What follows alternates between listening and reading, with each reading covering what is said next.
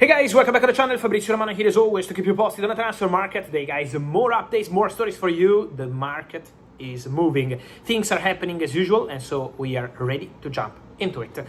Together, the World Cup is entering final stages. You can find all the updates on the accounts, but here, transfer news, updates, stories as always for you. And let's restart from some updates on the national team that went to the World Cup final, Spain, because Spain have been fantastic against France, and it's important to clarify something on the future of Mikel Oyarzabal. We also get many questions on Oyarzabal, why he's going nowhere, why he's not leaving. He's been linked to Juventus, he's been linked to Barcelona. Let me clarify something. There is a release clause into the contract of Mikel Oyarzabal, and it's very high release clause, 75 million euros. This is the price to get Oyarzabal. Very expensive. Also, why the player is not leaving is something similar from that area of Spain. If you think about Nico Williams had possibilities to go to Barcelona, to Arsenal, to Chelsea, to Bayern for many years, and he always wanted to stay at Athletic Bilbao. At the same time, Mikel Oyarzabal, same area, San Sebastian in Spain, playing for Real Sociedad and loving life there, loving his attitude with the club, his relationship with the club. So this is why it's difficult to get players from there. And Oyarzabal is also very happy at Real Sociedad, very focused on the project of Real Sociedad. So again, to get Oyarzabal, release clause or nothing, 75 million euros. Who left the World Cup is the French national team. And so what we have to mention on the French national team is for sure something on their players, because I want to return on a name I made here. It was end of June and remains on Chelsea shortlist, and it's the name of Maxence Lacroix. Chelsea are still working behind the scenes on the deal for Maxence Lacroix. He's in the list. He's one of the most appreciated centre-backs at Chelsea. Contacts already took place on club side and on agent side. So Chelsea remain very keen on Maxence Lacroix. Chelsea want to add one centre-back, could be two, based on exits. And Maxence Lacroix is one of the players who remains on the very top of their list. Pep Chavarria is a left wing back or left back, depending on the system, but Pep Chavarria is still underway in terms of negotiations, in terms of conversations. Maxence Lacroix remains a target for Chelsea. So even if I'm not coming here and mentioning him every day, you should know that the conversations for Lacroix are absolutely ongoing. So that's what I wanted to tell you today on one of the players who were part of the French national team at this World Cup campaign. Manu Koné, Manchester United. I gave you yesterday the information. Today I say his name. I saw his name everywhere. Yesterday before the game, I came here and I told you, watch out on Manchester United because they are not done in midfield. They signed Andre Santos, they signed Yuri Tielemans. Ederson is not happening. Ederson is 100% off, so there is no chance to revisit the deal or to try again. That's absolute bullshit. The reality is that Manchester United are looking at a defensive midfielder, and Manu Koné is one of the names on the list. They had a phone contact with the agents of the player. The relationship between the agents of the player and Manchester United is an excellent relationship.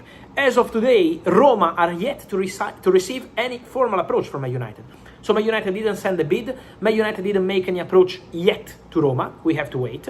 It's also true that Man United this summer had a different attitude on the market compared to what happened in the past. In the past, they were quite slow in the negotiations, taking some time, weeks, maybe months. This summer, they go, bid, and get the player. For Yuri Tielemans, release clause. For Andre Santos, Chelsea asked for 50, you offer 48 plus 2, the deal is getting done. So United have been quite fast. For Manu Koné, I saw some reports of 80 millions, 90 millions. That's not the price of Manu Koné. Manu Koné is expensive, but it's not 80 or 90 millions. So it's less than this. And so Manchester United took information on the player, then they have to decide, because they have several names on the shortlist, and they will make their decisions on who is the player they want to sign as a defensive midfielder, taking some time, because in the space of 6-7 days, they got Andre Santos, they got Tielemans. They want to take some time before going for the next midfielder, a defensive one. Still from the French national team, Bradley Barcola. The World Cup is over, now Barcola will go on holiday, but in the next days, let's say starting from next week, there will be conversations between the agents of Barcola and Paris Saint-Germain. The player is not untouchable for PSG, but the exit depends on the financial proposals that will come to the table. At the moment, I'm not aware of Arsenal in active talks. He's one of the names being mentioned as part of the shortlist, but the number one option remains Morgan Rogers. For Bradley Barcola, Liverpool remain there. Liverpool remain interested, but again, depends on how much Paris Saint-Germain will ask to let Bradley Barcola go. At the moment, the negotiations over new contract are completely blocked. Nothing is happening, and so this is why Barcola remains so absolutely one to watch in this summer transfer window. Let me mention something else, guys, also on Marcus Rashford. Many questions today. There is a bid for Rashford from Fenerbahce. There is a negotiation ongoing for Rashford to go to Fenerbahce. Money for Man United, money for Rashford, top signing for Fenerbahce, another English player after Mason Greenwood. Many reports, guys, but my understanding is that there is nothing between Marcus Rashford and Fenerbahce. No negotiations, no conversations, also because Marcus Rashford, with all due respect to Fenerbahce, is not considering a move to Turkey at this stage of his career. So Rashford is not considering that. Rashford is obviously focused on the World Cup. After the World Cup, he will assess his situation at Manchester United. He will start the pre-season at Manchester United. Michael Carrick, from my understanding, is looking forward to working with Marcus Rashford. So he wants to see Rashford. He wants to be with Rashford in pre-season to see the attitude, to see the feelings, and then decide whether he's going to stay or leave in the club in August. So these are the two ways. Let's see what's going to happen there, but with Fenerbahce, at the moment, my understanding is that nothing is happening. Nothing is close, nothing is concrete. So that's the situation as of today, and remember, he will do pre-season with United, and then from that moment on, we will understand what's going to happen there.